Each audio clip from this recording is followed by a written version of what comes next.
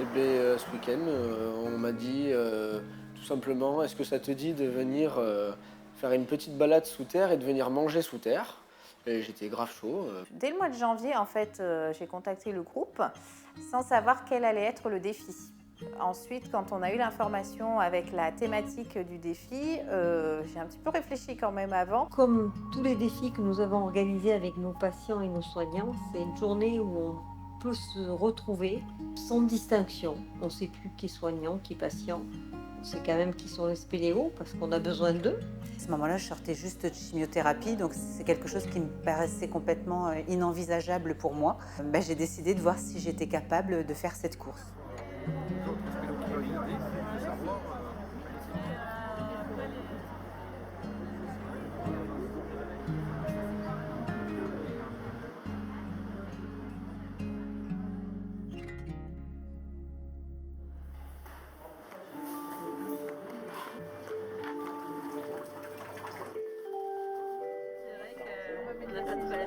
Tout le monde est en forme?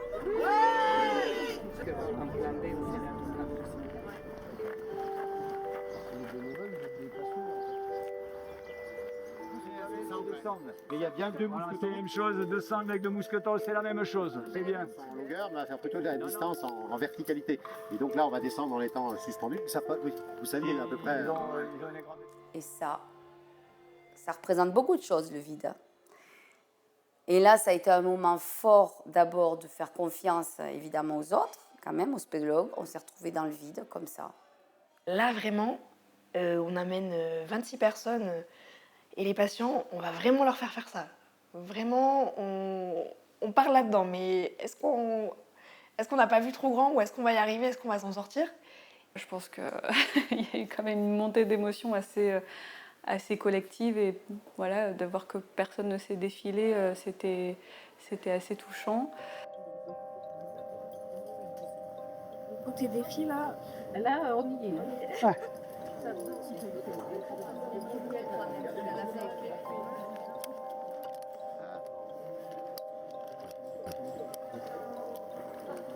Bien attaché. Non, mais bon. Voilà, tu peux lâcher les mains. Vas-y, lâche les. Non, lâche les deux mains. Tu vois que t'es pendu. Vraiment, hein, le descend de rappel, il faut faire confiance. Faut se laisser. C'est le moment où on se repose hein, quand on descend en rappel. Hein. Et là maintenant, main droite ici, main gauche là. Voilà, et là tout simplement pour descendre, tu vas pousser la corde. Allez, ma Clem. Tu dégages un peu le torse en arrière, voilà, pour pas avoir. Tu peux partir sur ta droite, hein, si tu sens que tu peux partir dans la fissure.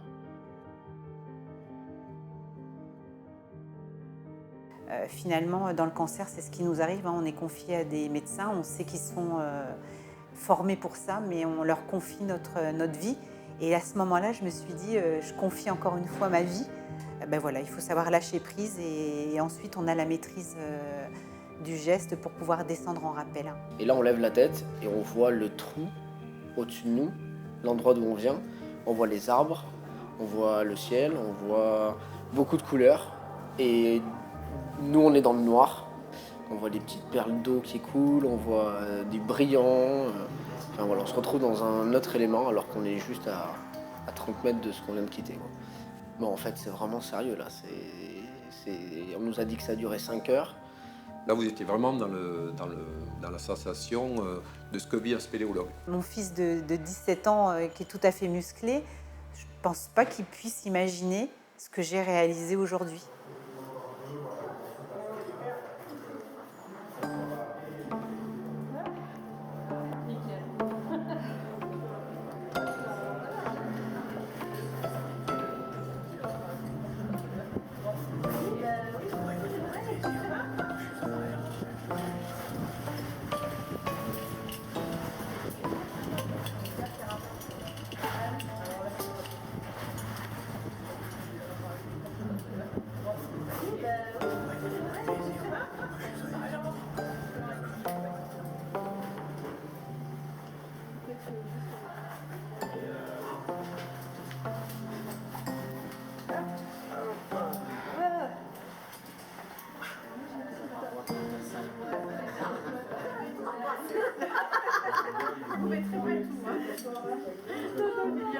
c'est la version tout public et version... Oui, c'est ça.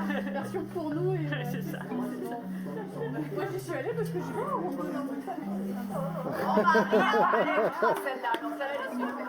Et je vais repasser devant. Sur le rocher, là. Un pied de chaque côté.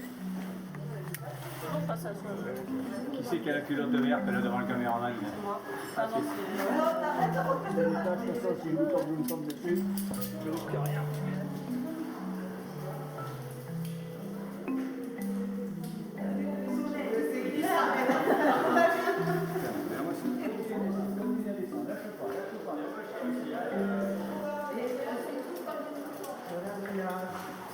attention, ça glisse.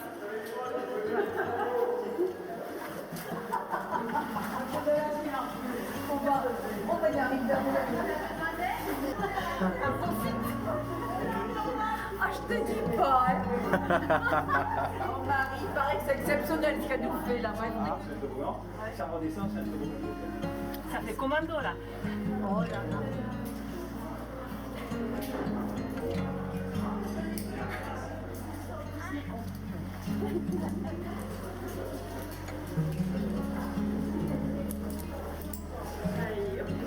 On a perdu la notion du temps.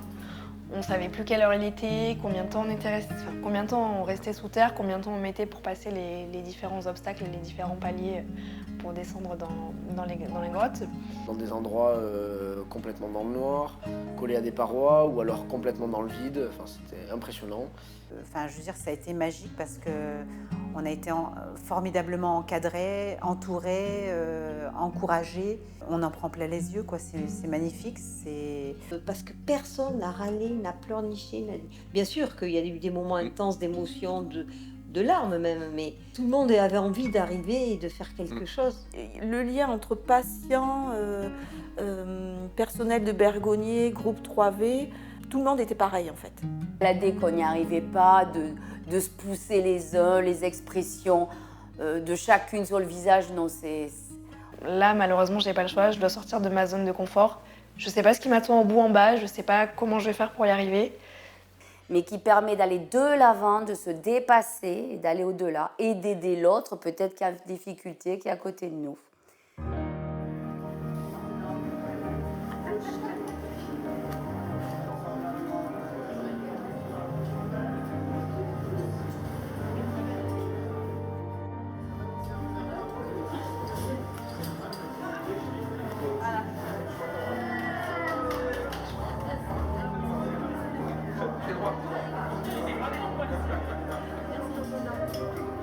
Regarde, pied gauche ici, redescends. Voilà.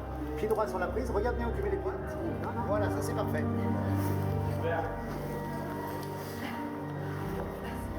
Ça va t'alléger d'une part, et surtout ça va te sécuriser, ce qui fait que tu ne vas pas.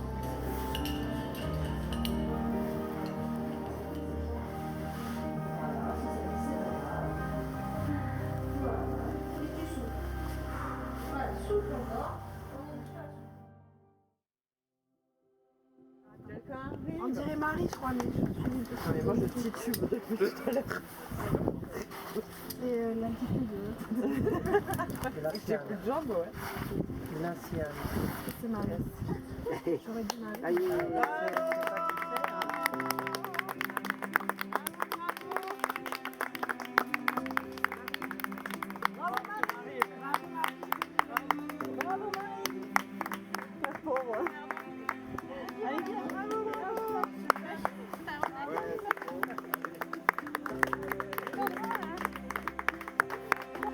La Spédéo a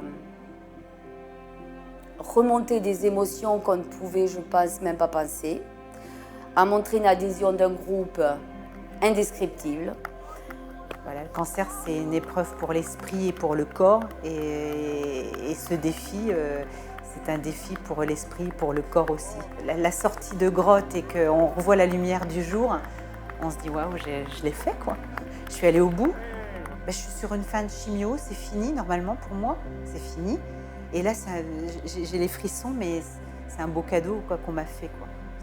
Il y a toujours quelque chose, il y a toujours de l'espoir, il y a toujours quelque chose de positif et la vie est toujours là et ce goût de la vie est là et il faut toujours se rappeler qu'il est là même dans les périodes les plus sombres. une ambiance vraiment où on s'est tous entraidés, soutenus. Et puis voilà, une ambiance bon enfant dans le sens où on veut y arriver et où on met toute l'énergie tous ensemble pour le faire. Le groupe 3V permet quand même à des gens qui sont quand même sous traitement de partir.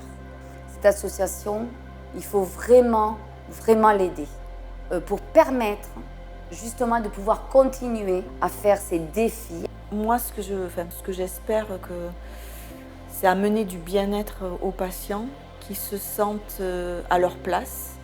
Parce que je pense que ça les aide après dans le parcours de la maladie ou après la maladie. Donc c'est un challenge sur la vie en fait. Donc moi je veux qu'on retienne ça du groupe 3V. Je ne sais pas encore s'ils font d'autres actions, mais je sais que j'ai envie d'aller plus loin avec eux.